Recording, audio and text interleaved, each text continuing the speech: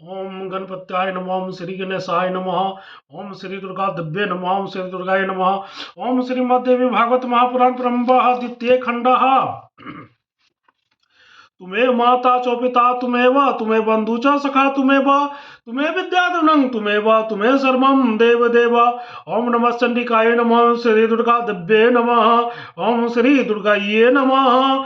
दुर्गा महारानी की जय। अर्थविंशोऽध्याय। हरिश्चंद्र का दक्षिणा देने हेतु स्वयं रानी और पुत्र को बेचने के लिए काशी जाना। हरिश्चंद्र बोले, उत्तम व्रत का पालन करने वाले मुनिवर, आप विषाद छोड़िए। मेरी प्रतिज्ञा है कि आपको बिना स्वर्ण दिए मैं भोजन नहीं करूंगा। मैं सूर्यवंश में उत्पन्न एक क्षत्रिय राजा हूँ। मनुष्यों की सारी अभिलाषा पूर्ण करने वाला मैं रासु यज्ञ संपन्न करा चुका हूँ। हे स्वामीन, इच्छानुसार दान दे करके मैं नहीं ऐसा शब्द किस प्रकार उच्चारित कर सकता हूँ। हे द्विज श्रेष्ठ, मैं आपका ऋण अवश्य चुका दूंगा। आप निश्चिंत रहे, मैं आपका मनोवांछित स्वर्ण आपको अवश्य दूंगा। किंतु जब तक मुझे धन उपलब्ध नहीं हो जाता है, तब तक कुछ समय के लिए आप प्रतीक्षा करें। विश्वामित्र बोले, हे राजन, अब आपको धन प्राप्ति कहाँ से होगी? आपका राज्य को सेना तथा अर्थोपार्जन का समस्त साधन यह सब आपके अधिकार से चला गया। तो हे राजन, धन के लिए आपकी आशा करना व्यर्थ है। इस स्थिति में क्या करूं? मैं धन के लोभ से आप जैसे निर्धन व्यक्ति को पीड़ित भी कैसे करूं? इसलिए हे राजन, आप कह दीजिए कि मैं नहीं दे सकूंगा, तब मैं धन प्राप्ति की आशा त्याग कर यहाँ से इच्छानुसार चला जाऊंगा। हे राजेंद्र, अब मेरे पास स्वर्ण नहीं है तो आपको क्या दूं? ऐसा बोल दीजिए, पत्नी और पुत्र के साथ अपने इच्छानुसार चले जाइए।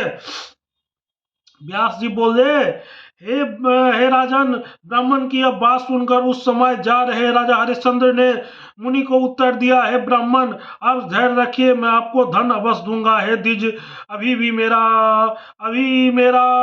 मेरी पत्नी तथा मेरे पुत्र का शरीर स्वस्थ है। मैं उस शरीर को बेचकर आपको ऋण अवश्य दे दूंगा।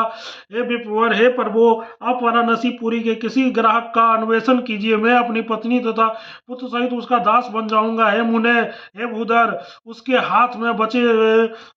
हाथों में हमें बेचकर आप हमारे मूल्य से 2.5 भार सोना दे दीजिए और संतुष्ट हो जाइए।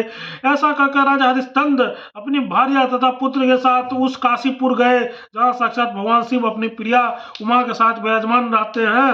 मन को आनंदित करने वाली उस दिव्यपुरी को देखकर उन्होंने कहा कि परम तेजोमय काशीपुरी का दर्शन पाना भी कृतार्थ हो गया। तत्पश्चात गंगा तट पर आकर स्नान करके उन्होंने देवता आदि का तर्पण किया। इसके बाद देवताओं की पूजा से निमित्त होकर वे चारों ओर घूमकर देखने लगे। राजा हरिश्चंद्र उस दिव्य वाराणसी पुरी में प्रविष्ट होकर सोचने लगे कि यह पूरी मानवों के भोग की वस्तु नहीं है, क्योंकि यह भगवान शिव की संपदा है। दुख से अधीर होकर घबराए हुए राजा हरिश्चंद्र अपनी भार्या के साथ पैदल ही चलते रहे। प्रवेश हो जाने पर राजा आश्वस्त हो गए।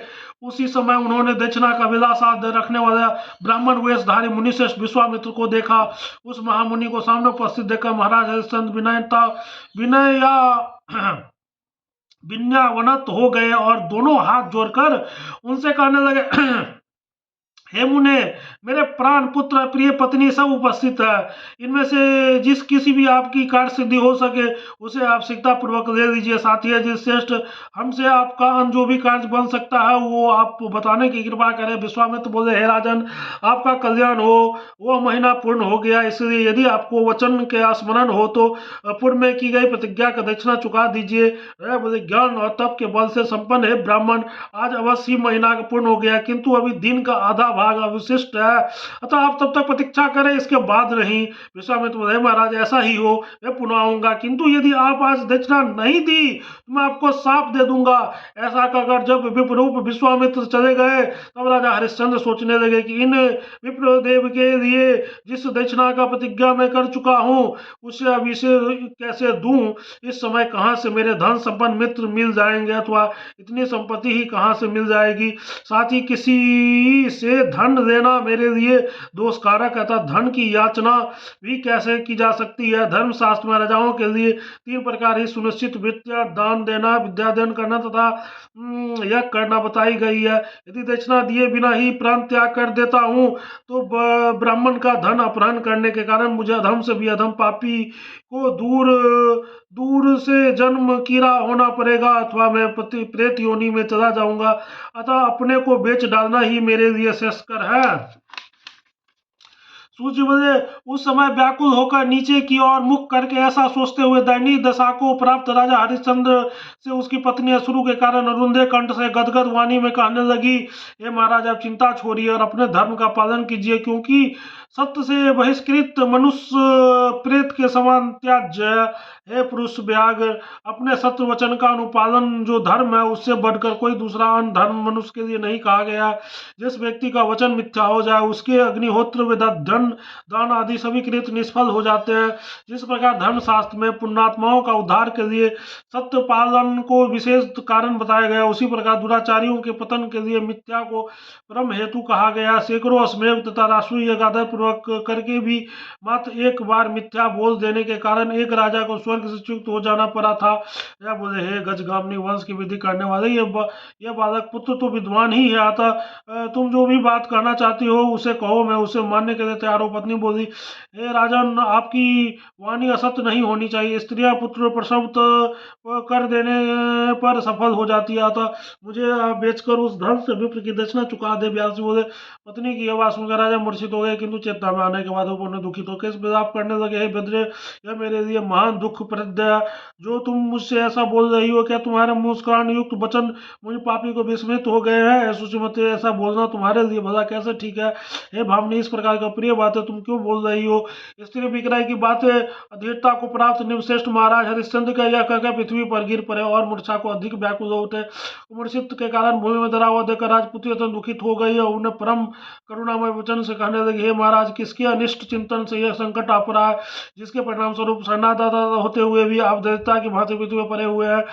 उन्होंने करोड़ों संपत्ति ब्राह्मणों को दान कर दी, वे ही पृथ्वी पर आज सो रहे हैं। हाय महान कष्ट, ये देवपूर्ण महाराज को आपसे क्या कर दिया, जिसके कारण आपने इंद्र तथा उपेंद्र की तुलना करने वाले इस नरेश को इस पापीमय दशा में पहुंचा दिया। ऐसा कहकर अपने स्वामी का सन्यास महान दुख से भार से अधिक संतप्त हुए कटि प्रदेश वाली रानी में मूर्छित होकर पृथ्वी गिर पड़ी। उसी समय क्षुधा से पीड़ित बालक रोगी और बालक रोहित देखकर अत्यंत भीषण दुखित होकर यह वचन कहने लगा, हे तात, मुझे अन्न दीजिए, हे माता, मुझे भोजन दीजिए। इस समय मुझे अधिक भूख लगी और मेरी जीवा का अग्रभाग तेजी से सूखा जा रहा है। श्रीमद्देवी भागवत महापुराण सहस्त्रायं सहितायं सप्तम स्कंदे हरिश्चंद्र उपाख्यान वर्णन नाम विंशोऽध्यायः। ओम तत्सत। प्रेम से बोलो जगत जननी जगदम्बा माता की जय, दुर्गा महारानी की जय। दुर्गत नाशनी दुर्गे जय जय, काल विनाशनी काली जय जय, उमा रमा बरमानी जय जय, सीता रुक्मिणी राधा जय जय। दुर्गत नाशनी दुर्गे जय जय, काल विनाशनी काली जय जय। हर हर महादेव।